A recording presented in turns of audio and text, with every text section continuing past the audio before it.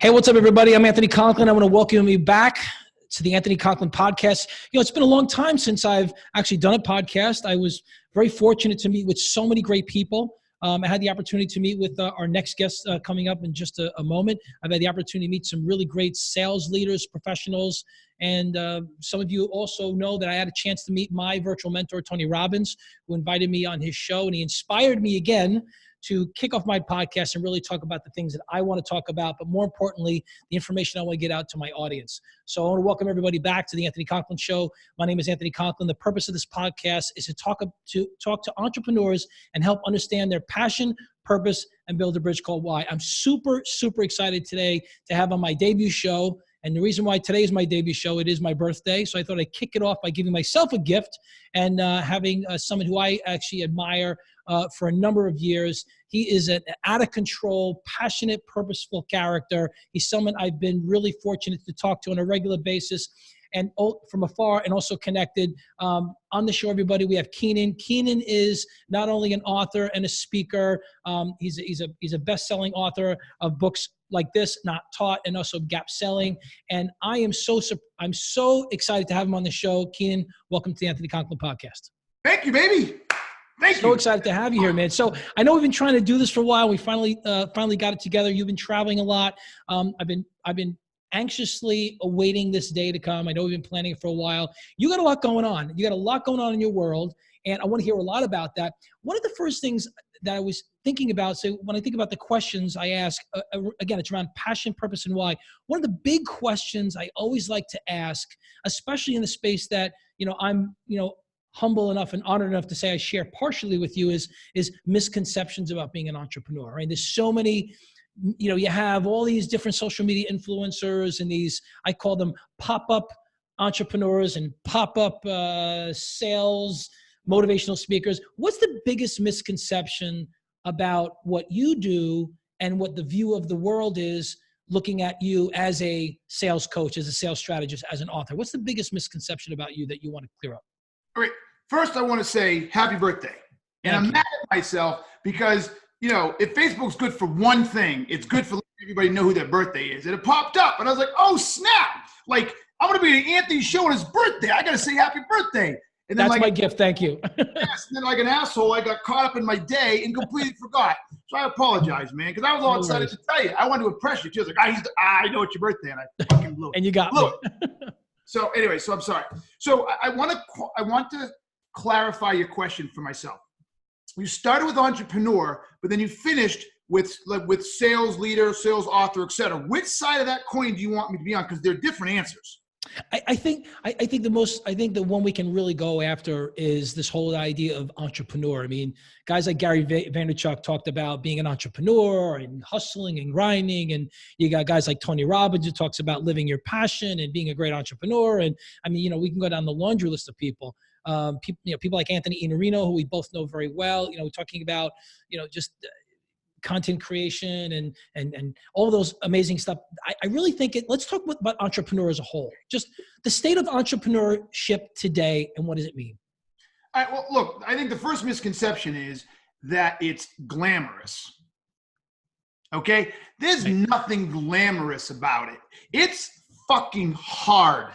Okay. It is super hard. And whether you're someone who's running the family business and you're trying to keep it going, you inherited it, whether you're someone who built something from scratch and you're trying to grow it organically, whether you started something and you raised a bunch of money, I don't care what it is freaking hard.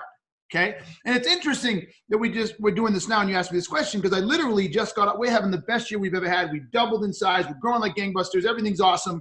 And all of a sudden I'm like, I need to call my accountant. And I said, dude, we're growing faster than we budgeted. So something tells me I'm going to have a tax nut. He's like, oh yeah, let me go take a look. He called me back. He goes, are you sitting down? Okay. So in my head, I've got this, we're going into 2020. I've got all of these investment plans, right? We're building a gap selling training online using gamers instead of traditional LMS to make it super interactive. We're building something for Salesforce.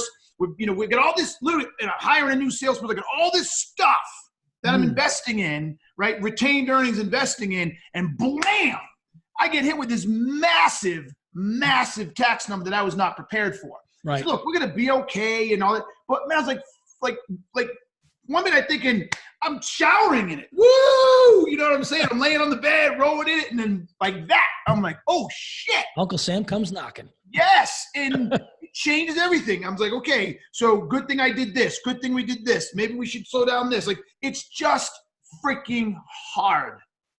And everybody thinks it's glamorous. Yeah, I think the reason why I asked that question, Keenan, specifically is because, I mean, you can't scroll through your Instagram quick enough and not see a social media influencer saying, how I learned how to make $1,000 in a day, how I learned to make $1 million in 12 months. And now with TikTok, and I'm sure you're probably aware, if not on it or getting on it, now TikTok is also taking that misconception that we're talking about and just making it much more attainable. It's like that. It's like the barrier of entry is completely eliminated. And what people don't realize is when they get into it, and you talk a lot about this, not only in your books, but also, when you're on stages, listen, this is hard. This is fucking hard. Mm-hmm. It's not easy. It's those 18-hour days, right? It's writing that content 3 or 4 times just to make sure you get it right. It's asking that really extra question that you should be asking. And I think what I'd like to hear is, so tell me a little bit about that journey. And I know we talk about the misconception. Tell me about the journey of how you got to where you are today. I want to talk about Not Taught. I want to talk about gap selling. I want to talk about your learning systems. I'm really anxious to hear about that. And what my listeners are really interested in is how is this guy remaining so passionate? And how does he keep going? Where does he get his energy from? Ooh, that's a lot of questions. That's a lot of questions. So the first one I want to say is this. For me, yes, it's grinding to have to create the content. It's grinding to have to do the work per se, especially in the beginning. I love the work. Now, I mean, I love the work. So it's really not that hard.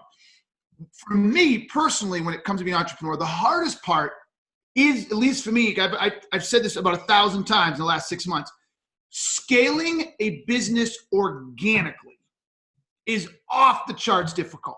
Because you have no room for error, right? So let's just say you're I don't know, I'll make up a number. Because we're talking small business entrepreneurs. We're not talking people who get $50 million business, whatever.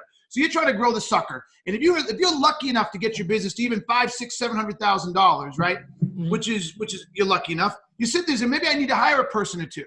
Well, depending on, unless you're doing something like McDonald's, it's $10, which that's not the case. You sit there asking yourself, whoa, I now need to pay someone $150,000. That's 30% or 25% or 40% of what we take in. Right. Do I do that? Do I not? Or it's a piece of equipment. It's like, hey, things are going great, but I need a new piece of equipment. That piece of equipment could cost me $500,000. Whoa, do I really take on a $3,000, $4,000 a month capital expense? You know what I'm saying? Blah, blah, blah. Like, it's the stress of saying, can I invest enough in the business, just enough to make me grow, but not so far over my skis that I run out of money, right? Because cash is king. People don't get this. I get why someone came up with that. And cash is king. And so what happens when an entrepreneur faces that? I mean, they're making really great money. The economy's great. Businesses are buying. Everyone's hiring. It's kind of like it's good. It's the roaring 2000s, the roaring 2019, right? Things are really great. So what does an entrepreneur do? So for my listeners who are listening to you, share your journey and share that you're doing great, you're having a great year. Help some of my listeners understand, it's hard work, but what are some of the things that you kind of fall back to when, hey, I'm having a really shitty day, or you know what, I'm making so much money. I have what do I really do, right? How do I handle all this shit, all this stuff that's going on? So tell me a little bit about how you handle that. Wow.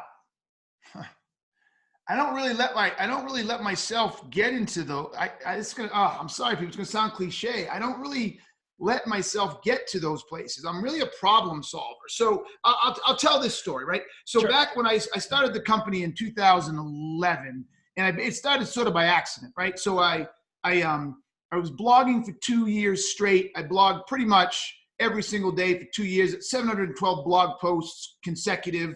And just my audience grew and grew and grew and grew and grew. And then people started reaching out and they started engaging, and I started getting listed and written about, blah, blah, blah, blah.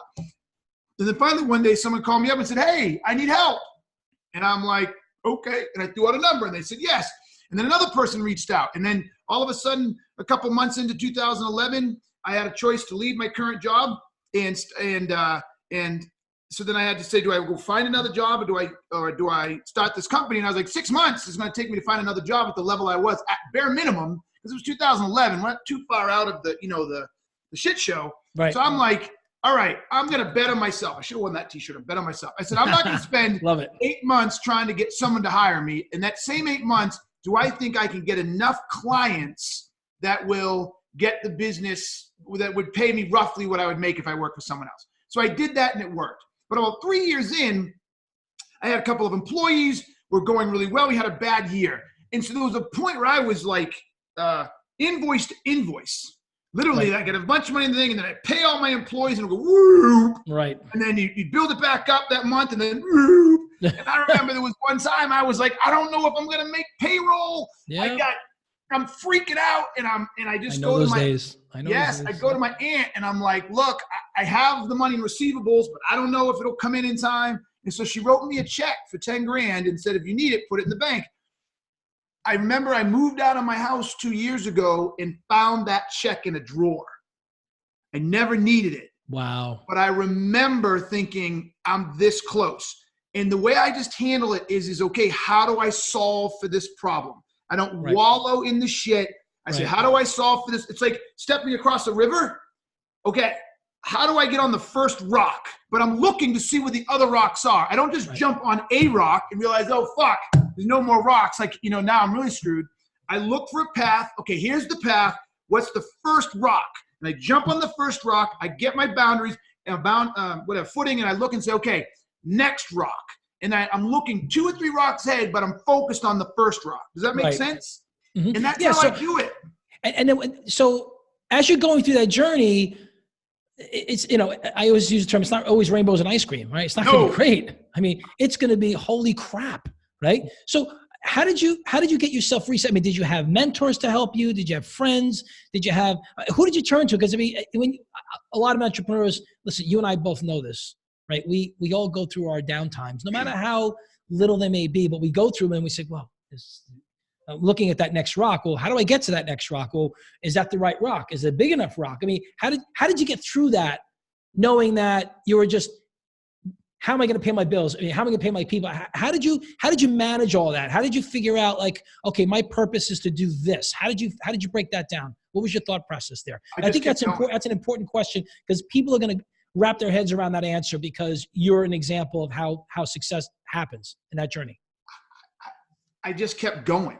Literally, I just kept going, and I said, okay, where I am now, where do I want to be? And really, it was the rock. So once I got on the first rock and I got the $10,000 check to make sure I could cover my expenses, it was like, okay, I put it in the drawer and I never needed it, thank God. But I'm sure what I did next, I'm trying to figure out what was going on at the time. I said, okay, how did I get here? Where do I need to go? What do we need next? What happened? And all of that is process, assessment, and evaluation. And I was like, okay, so I need to move this, and I need to do this, and I need to focus here and stop that. And so I literally just solved for the immediate problem. Right. And then in that case, if I remember correctly, it was the recruiting team that we doubled down on wasn't performing too well. So I scaled all of them back but one, brought in another person to sort of do double duty, if you will, then started doubling down back on the consulting practice and not putting as much effort onto the recruiting. And then wrote Not Taught. Mm-hmm. And then doubled down on all my social media, right? So I think I slowed my social media, so brought it back up, doubled down on my social media, increased my presence again. So I went back to what worked. And then things started picking up. And so we started doing really well. We were making profit again. Right. And then I said, okay, and I'll never forget, this is the long-term version. I look at the rocks and then look out. So I got it stable, and then we were growing a little bit again, and we were making money. And then I said, I'm not going through this again. Right. And so what I realized is, I said, everything we're doing now, I think, has a cap. I don't think we can get much bigger than this doing the way things we're doing. So I said, I need something that can scale me. So I said, well, I could go get some additional consultants, but at $250,000 a pop, one of these dumbasses doesn't get any business, and I'm sucking that up. And and we could be right back where we are. Right. And so I processed, and I said, I need to write a book. I'm gonna write a book. And that's where Not Taught came into play? No, that was, I'm sorry, I need to write a sales book. Oh, sales book. Okay. Yes. Tell me about that. I need to write a sales book in my space, and then I can build training on the tail of that. Mm-hmm. And it's much easier to train people. I can get easy to find trainers. People buy training at a higher clip than they buy consulting. They can act as lead generators for one another. Right. And so I was like, all right, I'm going to write a book. So when you wrote that book, so when you wrote that sales book, tell me what was the pivotal moment to say, okay, I got to write a book now? Because, you know, entrepreneurs they're like sharks in the water, right? They have to constantly swim and eat, and there's never time to stop to think. It's okay, where's my next meal coming from? Entrepreneurs are like sharks. They have to constantly find their next meal, constantly find that blood in the water. So what was that pivoting moment for you to say, okay, I'm going to write a book? Because I don't know if it's just like, I'm going to write a book, but help me understand that. And my listeners are, I know I had some listeners send me, that's why you're hearing the dinging. I got some messages they want to hear a little bit more about, okay, what was the pivoting moment for writing the book? And what was the purpose of writing the book? What did you really want to accomplish from writing that book? So look, the interesting piece, what everybody has to take away from here is the message isn't go write a book. Right. The message here is understand your business and what is going to get your business to the next level. So in my head is like, I have this really good social media presence and brand. Okay. I spent, at this point in time, this is 2017 when I started writing the book, right? Mm-hmm. End of 17, beginning of 18. So I've got the 6-year head start of building this social media presence, right? And it was doing great from a consulting perspective, but it's my time, my hours, and it's more, how do I say this? I consult on a monthly retainer basis. So I could only hold so many clients at a time, right? Just time is time. So I was like, how do I create a additional revenue stream that takes less of my time and I could charge equal or more money for the less time, right? So that's the next step in this. Well, sales training was really simple. But I was like, if I'm not just going to call it a sales training, I need to come up with something that's done what I've always done, that gets exposure, that people get behind, and then the training can follow, right? So I was like, well, I need a book. So that's where the concept of gap selling came out. I said, if I write the book, people like the book, then they'll say, well, I need to train my people in this process. And that's why I wrote it like a process, not like other sales authors who just write a sales book. Right. This is a selling process and methodology. Then I'm like, okay, then I can go do the training, and I can do a one-day training for what I get for a month or two, or pretty much a month, close to a month, if not more in some cases, than I do on a 1-month retainer. And so now I can do 2, 3, 4, 5, 6 of these in a month. So the message is multiple streams of income. It's not just writing a book. It's not just doing one consulting gig and not much doing one retainer. It's finding ways to bring, multiple streams of income into your business. And I like the way you laid it out, that you started out with consulting, but like I said, you can't, unless you could clone yourself, right? Yep. And that kind of goes back to that scale. How do you scale your business? Well, you can clone a bunch of you, which just doesn't work, right? Yep. We haven't had that technology to do that yet. Yep. Or we can find people who do things just like we do. That's a whole nother nightmare. And again, you're saying paying all this money for consultants. So I like the idea of multiple streams of income. So, for those of you listening out there, a lot of my listeners want to really understand, well, what do I need to do to be an entrepreneur and a consultant? Well, it's not just being an entrepreneur and consultant, it's being an entrepreneur and figuring out ways to bring in multiple streams of income, because you're going to have that ebb and flow. And you talk a lot about that. Let me jump into I want to say one thing for you though, for your listeners, because you just said this. Anybody that wants to be an entrepreneur, you're going to fucking fail. Entrepreneur is not a thing. Talk about that. Entrepreneur is not a thing. Okay? Entrepreneur is not a thing. End of discussion. If you say, look, I want to run my own business because I get jazzed by building shit, okay, you got my attention. All right? If you say, look, I have a passion for making cakes and I want to go make cakes, you really got my attention. Right. If you say I'm super passionate about motocross and I'm going to go build and I'm going to and work with my hands, so I'm going to design a new freaking carbureted freaking XYZ and sell it because I want to make cars go faster. I'm fascinated by it. You got my attention. If you tell me you want to be an entrepreneur, I'm telling you, you're an asshole and a loser, because entrepreneur is not a thing. You want the lifestyle. You want what you read. You think you want to be freaking, Bezos or someone. No. No. Entrepreneur is not a thing. It's like modeling. You know how many people Right. want to be models? They want to be actors and actresses. And how many people want to be social media? Want to be social media? I want to be a social media influencer and get paid for it. I want to get paid to post. Look, you see this thing right here? See that right there? Yep. That's signed by, what's his name? Tommy Hilfiger, right? I modeled for him when I was younger. I was a model for years, right? And the truth of the matter is I wanted to be a model and because I wanted to be the lifestyle. Modeling sucks. It is not a fun job. It's Literally, not as the glamorous lifestyle's as you think great. it is when people see it on the outside. It's not as glamorous. Yeah. I've had to stand outside in the freezing freaking cold without a shirt on. I've had to sit around, like go somewhere and had to sit around for like 5 or 6 hours before I did anything. No, the job sucks. Yeah. There's no I way can imagine. I can't imagine. I'm not a model, but I can imagine all the pain and anguish you go through. Right. Yeah. Right.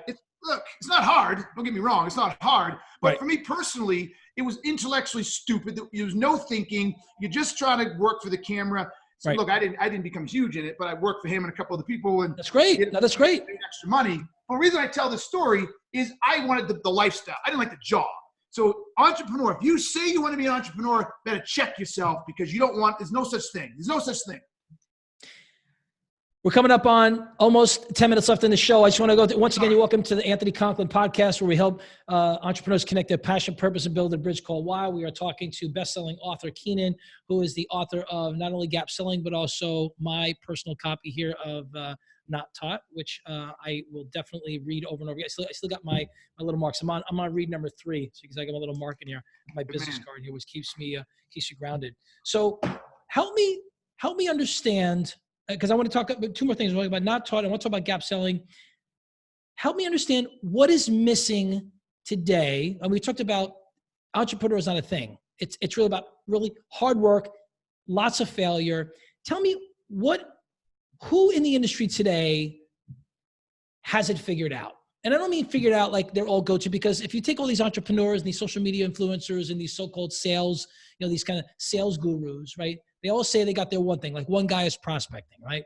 One guy has sales training. One guy is consulting. One guy has strategy, right? Who's got it all figured out? I mean, like who would be one of your mentors, one of your virtual mentors? Who is somebody that you respect in the industry that maybe we can all consider as part of our virtual mentoring pool? Because we all have many people. Like, me, Tony Robbins is mine, right? You're one of mine. Anthony Iannarino is one of mine. I have a few others, but I think in terms of pools of people, right? Like you have a certain style and approach. Anthony has a style and approach. Tony has a style and approach. So who should we be speaking with? Who should we be following and mentoring? And who do you follow and mentor, or be they're your mentor? Wow. And then we only have 10 minutes, so I got to be short on this one. So I guess the short answer is, from a mentor in life, there's nobody, and that's been a rough thing. And we could play therapist on this and blah blah blah, right? So it's disappointing. I would like one, but it's been very disappointing, and it is what it is. So I've learned to move past it. Okay. There's been a few times where I found some that I wanted, and I tried to not reach out like, hey, will you do this for me? But build a relationship in a manner that would take it, and they could actually step in, and they didn't. Whether they didn't recognize it, or they recognized and didn't want to, but they didn't, because there have been some people that I would have. So but with that said, one of the biggest virtual mentors for me early on, and I really liked the guy, and we met several times and skied together and had dinner together. He was a great guy, is Fred Wilson. Okay. Of Union Square Ventures out of New York. Yes. So they had, I think, the highest performing fund in the country, if not the world, in 2000, their 2005 fund that had investments in Tumblr, Twitter, Facebook. Wow. Like they just slayed it. They just hit everyone. You know what I'm saying? So you suggest that my listeners follow Fred, or follow Fred. He writes a great blog. He's always talking about innovation. So from an entrepreneur perspective, he's a guy. Look, he's a venture capitalist, right? So he talks about investing in companies. He talks about what he likes to see in entrepreneurs. He talks about innovation. He talks about what's coming down the road. And so he's just a brilliant mind. He shares all of that stuff. And here's the other part I like him though. He's a happily married guy who's down to earth. He's not screaming and yelling like me. He just shares his opinion. That's okay.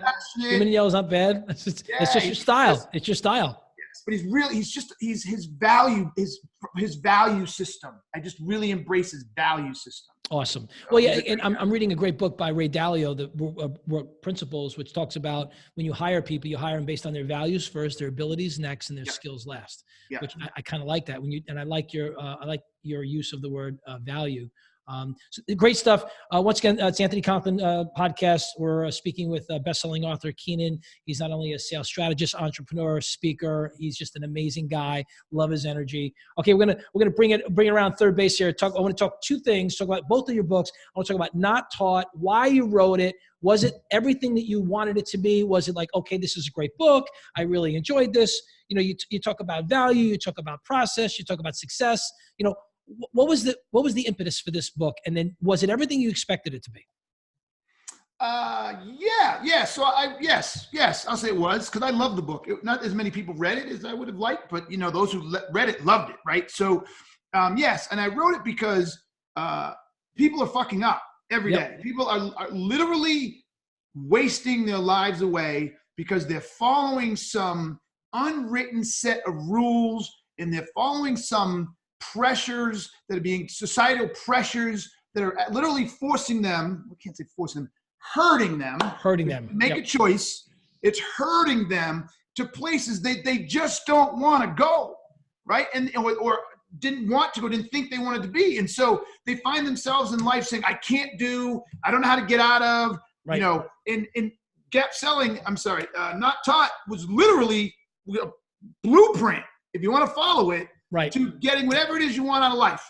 Whatever it is. If you want to get the blueprint, guys, make sure you pick up Not Taught. It's available can we get Amazon? Where else can we get it? Yeah, Amazon. Yeah, that's probably the best bet. Yeah. Okay, great. So pick up on Amazon. Okay, quick turn of the page. No pun intended. Quick turn of the page. I'll talk to you about that book that's over your shoulder, Gap Selling. I don't have my copy. I want to just say, again, thank you so much for sending me the autographed copy. Really appreciate it. I'll cherish it forever.